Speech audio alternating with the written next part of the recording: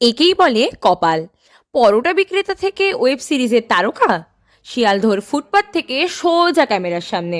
হ্যাঁ, ঠিকই ধরেছেন, কথা হচ্ছে পকেট বিক্রেতা রাজুদাকে নিয়ে।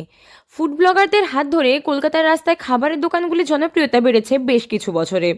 আর সেই তালিকায় অন্যতম নাম রাজুদা, আর তার বিখ্যাত পকেট পরোটা। রাজুদার দোকান ও তার জীবনের কাহিনী এখন সবার কাছে পরিচিত। সম্প্রতি তিনি নিজের জীবনের নতুন অধ্যায়ের কথা জানালেন, জানিয়ে মানুষের মধ্যেও কৌতূহল তৈরি হয়েছে। রাজুদা ফেসবুক পেজ থেকে পোস্ট করা একটি ভিডিওতে জানান তিনি এবার নতুন এক অবতারে ধরা দেবেন। ভিডিওতে তিনি বলেন, আজকে আমি কোথাও ইনভাইটেড আছি, সেটা হলো ওয়েব সিরিজের জন্য। খুব তাড়াতাড়ি হইচইতে এটি দেখতে পারবেন।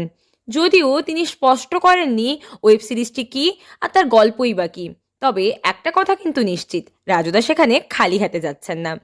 সঙ্গে নিচ্ছেন তার জনপ্রিয় পরোটা ও আনলিমিটেড তরকারি। তিনি বলেন, পরোটা তরকারি নিয়ে যাচ্ছি, সঙ্গে কাঁচা লঙ্কা, কাঁচা পেঁয়াজ আর সেদ্ধ ডিমও থাকবে। এই ভিডিও দেখে তার ভক্তরা শুভেচ্ছা জানিয়েছেন। এক ব্যক্তি লিখেছেন, আপনার জন্য অনেক ভালো কিছু অপেক্ষা করছে, অনেক ভালোবাসা রইল।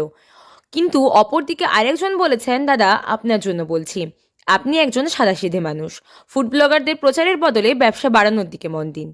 প্রসঙ্গত, রাজুদা শিয়ালদহ চত্বরে শিশির মার্কেটে পরোটা বিক্রি করেন।